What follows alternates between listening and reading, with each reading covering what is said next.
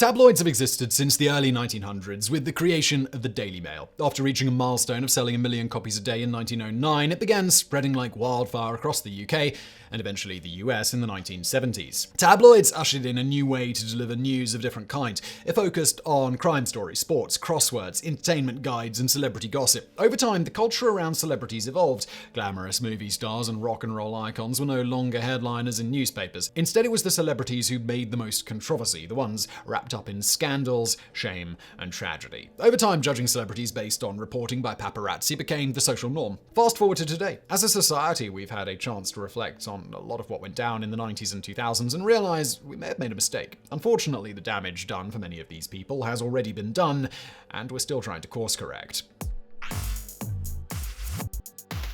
Number 10. Miley Cyrus. For pretty much Miley Cyrus's entire career, she's faced criticism for essentially everything she's done. Her Disney roots meant she had the image of the wholesome star from the hit series Hannah Montana. Still, in 2008, she challenged this narrative. She teamed up with photographer Annie Leibovitz for a Vanity Fair shoot. The then 15-year-old Cyrus was topless, wearing nothing but a sheet. Immediately, there was outrage directed toward the young star from both the media and the public. As she got older and Hannah Montana ended, Cyrus ventured outside of this carefully crafted Disney image every year. However, the media was always around to put her on blast. She was labeled a bad influence on our young fans, and many outlets said Cyrus was crazy. When revisiting the experience in a Rolling Stone interview, Cyrus said this about the Vanity Fair shoot. At one point, I was like, yo, when I'm 16 and you're circling my boobs and shit like that, I'm the bad guy. In the same interview with Rolling Stone, she revealed she thinks things have changed, saying, in the past 2 years, I think we've made some big progress, especially toward women and bodies. I don't even know if you can really slut shame now. Is that even a thing? The media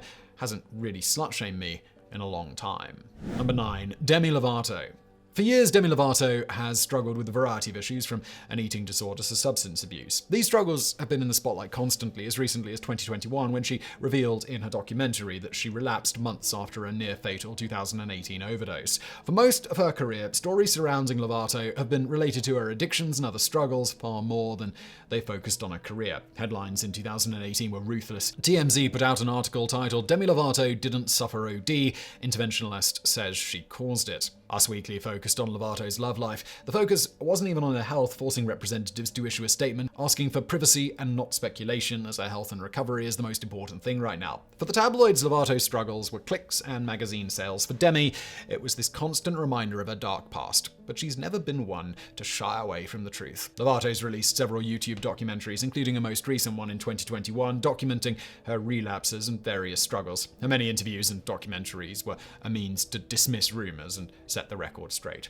But instead, she only found the media finding new ways to attack. Addiction has never been a strong suit for the tabloids, as is evidenced with how they've handled other celebrities who've suffered far worse fates. Number 8. Yoko Ono. The Beatles were almost certainly the most powerful band in the world during their decade-long run from 1960 to 1970. However, in 1970, everything came crashing down as the band announced they'd broken up. This news stunned the world. It also started a revolt against someone who wasn't even a part of the band, Yoko Ono. Ono was labeled as the catalyst for the band's demise almost immediately, an accusation that's continued for over 5 decades. In 2012, Beatles member Paul McCartney attempted to put the rumors to bed during an interview with influential British interviewer David Frost. He told Frost that the band was falling apart before Ono was even in the picture, and that Ono certainly didn't break up the group was breaking up. The most significant issue with Yoko Ono versus the Beatles was how each side was handled differently. The Beatles were held to a higher standard and placed on a pedestal, while Ono was the stick of dynamite. The media chose to use Ono as a scapegoat for something that had long been brewing, and even Ono subscribes to this thinking. Even when John Lennon was murdered in 1980, the media found ways to attack her. As a result of relentless media abuse, fans of the Beatles have found comfort in continuing this legacy, even as Ono pushes 90 years old. Number 7. Meghan Markle and Prince Harry. In 2020, Prince Harry and Meghan Markle announced that they'd be stepping back from royal duties and forging a new life outside the royal family. This is not where our story begins, though. From the beginning of their relationship, Prince Harry and Meghan Markle's relationship was a target of UK tabloids. People even noticed the stark difference in how the media covered Kate Middleton versus Markle. Some of the best examples of the bias exist in various headlines, like in 2017, when the press gushed about how Prince William gifted Middleton an avocado while pregnant. In 2019, when Markle was pregnant and enjoying trying avocado on toast, tabloids instead discussed how the avocados she ate were linked to human rights abuse and drought. This is a ridiculous example, but far from the worst offender. In 2014, William and Kate had set up companies to protect their brand. Still, when Prince Harry and Meghan did it in 2020, they were apparently engaging in a blatant cash grab. She told Oprah in a 2020 interview when discussing how the press ruined her mental health that she almost took her own life. For Prince Harry, this treatment reminded him eerily of his mother Diana, who'd gone through something similar while she was a member of the royal family. Good Morning Britain host Piers Morgan, never one to shy away from attacking Markle, laboured the interview a 2-hour trash-a-thon of our royal family. He continued to call her manipulative when she discussed her mental health. He is, sadly, far from alone in this crusade against her. Number 6. Rihanna. On February 8, 2009, on the night of the Grammys, the world was stunned to learn that Chris Brown had physically abused then-girlfriend Rihanna by striking her on the way to the awards ceremony. The attack resulted in Rihanna going to the hospital and eventually the conviction of Brown. At first, the media pretty much just reported the facts as they knew them. Most of the reports focused on the end of Chris Brown's career. The narrative flipped when Rihanna went back to Brown a couple of months later and again in 2012. Albeit both brief reunions, the tabloids went after the victim for returning to the perpetrator. She was criticized heavily for her decision, especially considering everything she'd said in interviews about Brown. In her interview with Diane Sawyer, she told the reporter when asked about the photo from that night, "I get very embarrassed. I feel humiliated. I get angry all over again." The media approached domestic violence haphazardly and with little empathy. It wasn't a heavily discussed topic at the time. Instead of advancing these discussions, the media's approach was to enhance dangerous myths and engage in silencing the victim under mountains of hate. Instead of Rihanna being the victim, she was treated as if she was responsible for her abuse, a message that has not aged well.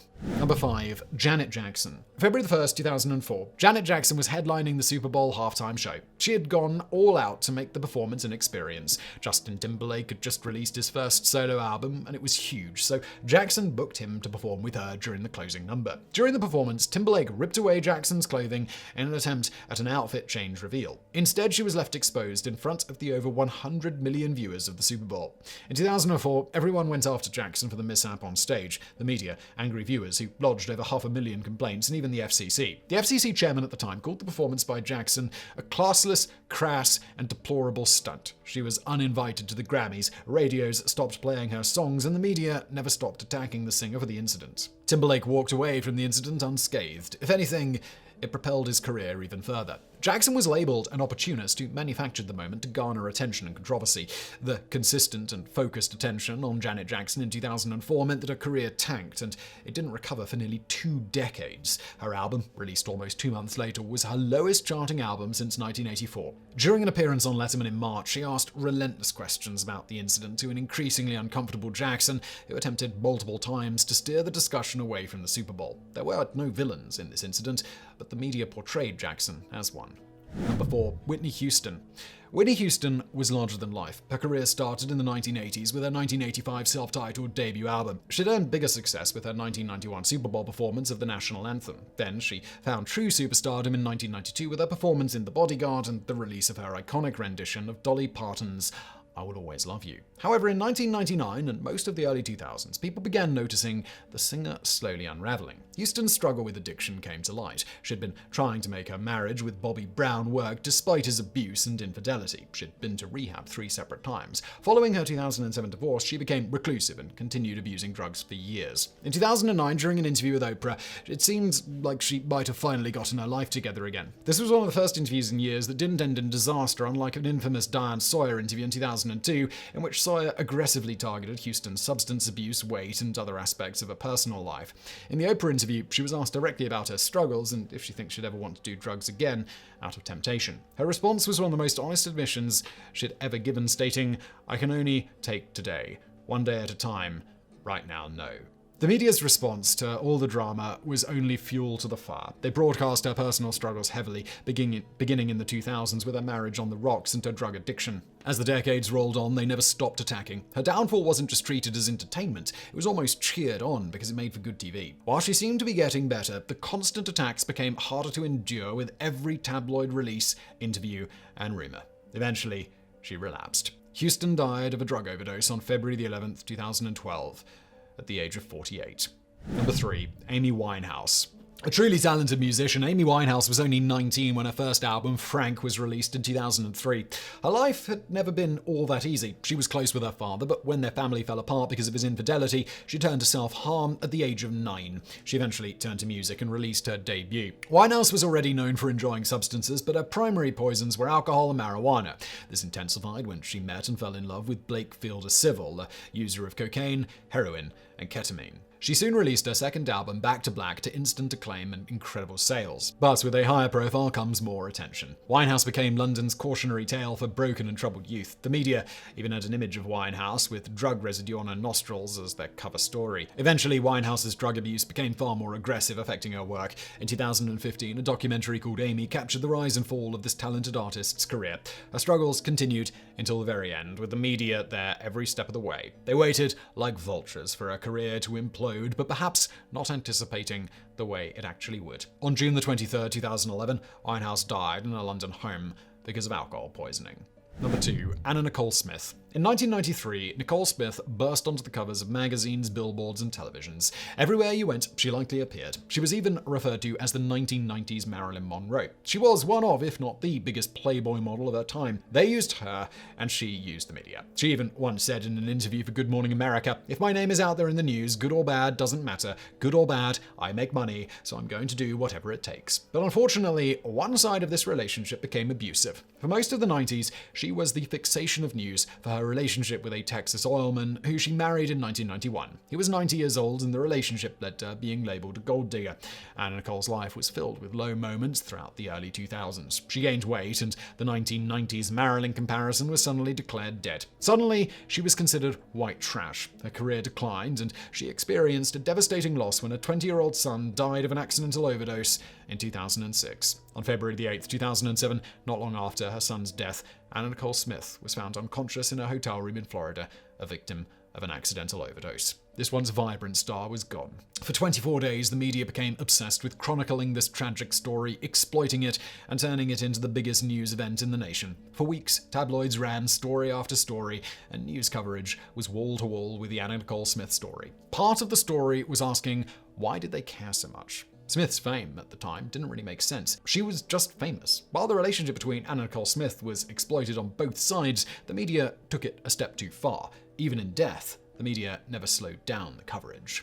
Number 1. Britney Spears. Since the early days of Britney's career, she was maligned by the media. Back in the 2000s, paparazzi were vicious. Not that they've got much better since then. Spears was followed by hordes of people looking to snap photos of her. The worse Spears looked, the better for them. In 2006, Spears imploded. After a contentious divorce, losing her aunt and a stint in rehab, she drove to a hair salon and shaved her head. This moment, and the media blitz that followed, made her out to be crazy, and the next few days were nothing short of tabloid ammunition. Spears officially entered a conservatorship in 2008, which should be under for nearly 14 years, with it officially ending in 2021. The media had created the evidence, with headlines calling her a terrible mother, mentally ill, and promiscuous, among many other names, littered in the global gossip scene. Documentaries and the Free Britney movement have changed the narrative and made it clear Spears was a victim. A 2002 interview with Diane Sawyer has been used as the pivotal piece of evidence showcasing media mistreatment. In the interview, she blames Spears for a romance with Justin Timberlake ending, causing him pain,